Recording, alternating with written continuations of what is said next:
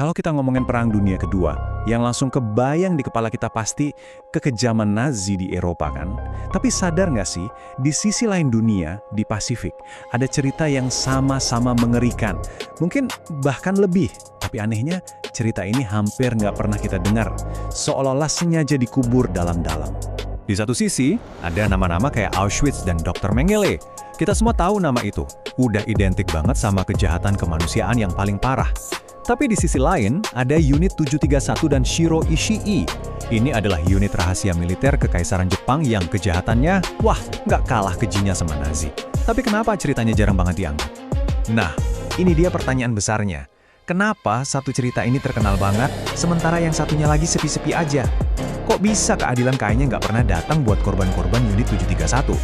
Dan yang lebih gila, gimana caranya para pelakunya bisa lolos gitu aja? Bener-bener bebas tanpa hukuman sama sekali. Oke, kita bakal bongkar ceritanya sekarang. Buat ngerti Unit 731 ini, kita harus kenalan dulu sama otaknya. Shiro Ishii, seseorang yang punya ambisi segunung, otak yang super jenius, tapi sayangnya, rasa cintanya sama negara malah disalahgunain buat hal-hal yang nggak kebayang. Perjalanannya jadi monster ini cepet banget. Awalnya dia mahasiswa kedokteran elit, terus jadi ahli bedah militer, dapat gelar doktor. Keren kan? Tapi ada satu momen ironis yang jadi pemicu ambisinya. Konvensi Jenewa. Bukannya ngelihat itu sebagai larangan perang biologis, Ishii justru ngelihatnya gini. Wah, dunia mengakui kalau senjata ini hebat banget. Dia malah ngelihat itu sebagai peluang buat Jepang. Dia keliling dunia, belajar, terus berhasil ngerayu petinggi-petinggi militer. Sampai akhirnya, di tahun 1936, dengan restu dari kaisar sendiri, program monsternya lahir dan berkembang jadi besar banget. Dan ambisi Ishii ini melahirkan sebuah kenyataan yang benar-benar mengerikan. Dia membangun fasilitas-fasilitas yang emang dirancang khusus buat eksperimen sistematis ke manusia hidup. Ini bukan penjara biasa, ini jauh lebih parah. Dan disinilah kita ngelihat inti dari semua kengerian ini, dehumanisasi. Jadi para tahanan ini bukan cuma tentara ya, tapi ada warga sipil, pria, wanita, bahkan anak-anak dari Tiongkok, Korea, Rusia, mereka semua gak dianggap sebagai manusia lagi. Mereka punya sebutan khusus, maruta. Dalam bahasa Jepang artinya batang kayu. Coba bayangin deh, manusia dianggap setara sama sepotong kayu. Cuma bahan mentah yang bisa diuji coba, dipotong-potong, dan kalau udah selesai, ya dibuang. Apa yang mereka lakuin itu bukan sekedar pembunuhan, tapi penyiksaan sistematis atas nama ilmu pengetahuan. Mereka membedah orang hidup-hidup tanpa bius sama sekali. Mereka membekukan tangan dan kaki orang cuma buat lihat gimana proses radang dingin terjadi. Mereka sengaja nyebarin penyakit mematikan kayak pes dan antraks. Bahkan, mereka ngikat para tahanan di tiang-tiang, terus dijadiin target hidup buat ngetes granat dan penyembur api. Gak kebayang, kesaksian ini benar-benar bikin merinding. Ini dari seorang asisten medis yang cerita pengalaman pertamanya melakukan viviseksi. Kengerian yang buat kita nggak masuk akal ini, buat mereka itu cuma rutinitas kerja harian. Semuanya dilakukan dengan alasan buat kemajuan ilmu medis dan militer Jepang. Oke, perang akhirnya selesai. Dunia minta keadilan. Para pemimpin Nazi diadili di Nuremberg. Tapi, buat para ilmuwan Unit 731, akhir perang justru jadi awal dari sebuah babak baru. Babak negosiasi rahasia yang gelap. Terus gimana ceritanya mereka bisa lolos?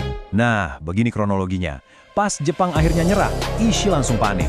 Dia perintahin anak buahnya buat hancurin semua fasilitas, bakar semua bukti, dan yang paling parah, bunuh semua tahanan yang masih hidup. Biar nggak ada saksi, nggak ada jejak sama sekali. Tapi di sisi lain, Amerika Serikat ternyata udah ngendus soal program ini. Dan mereka pengen banget dapetin datanya. Ishii, yang otaknya licik banget, ngelihat ini sebagai kesempatan emas. Dia datengin Amerika dan bilang, "Oke, semua data penelitian saya, hasil dari penderitaan ribuan orang ini, saya kasih ke kalian. Tapi ada syaratnya, saya dan semua tim saya harus bebas sepenuhnya dari tuntutan kejahatan perang." Dan luar biasanya, Jenderal Douglas MacArthur setuju. Perjanjian dengan iblis ini benar-benar terjadi. Slide ini nunjukin dilema yang dihadapi Amerika dengan sangat jelas. Di satu sisi, ada kewajiban moral buat ngadilin kejahatan yang luar biasa biadab.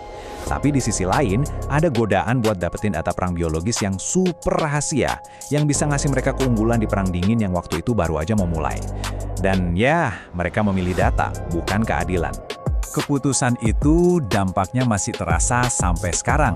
Para penjahat perang ini bukan cuma bebas loh, banyak dari mereka malah jadi orang-orang terpandang di dunia akademis dan medis Jepang setelah perang. Sementara cerita para korban mereka sengaja dikubur dan dilupakan. Dan jangan salah, harga dari kesepakatan ini dibayar pakai darah. Angka korban dari program senjata biologis ISHI ini benar-benar bikin shock. Perkiraannya, lebih dari 500 juta orang meninggal. Bukan cuma di dalam kamp lewat eksperimen brutal itu, tapi juga gara-gara wabah penyakit yang mereka sengaja sebarin di desa-desa dan kota-kota di Tiongkok. Skala penderitaannya hampir nggak bisa kita bayangin. Kisah Unit 731 ini maksa kita buat mikir, apa jadinya kalau kebenaran dikorbanin cuma demi keuntungan strategis? Para pelakunya hidup enak sampai tua, korbannya dilupakan, dan satu babak paling kelam dari sejarah manusia hampir aja dihapus. Ini ninggalin kita sama satu pertanyaan yang jujur bikin gak nyaman. Kalau sejarah aja bisa ditutup-tutupi, apa keadilan sejati itu benar-benar ada? Kalau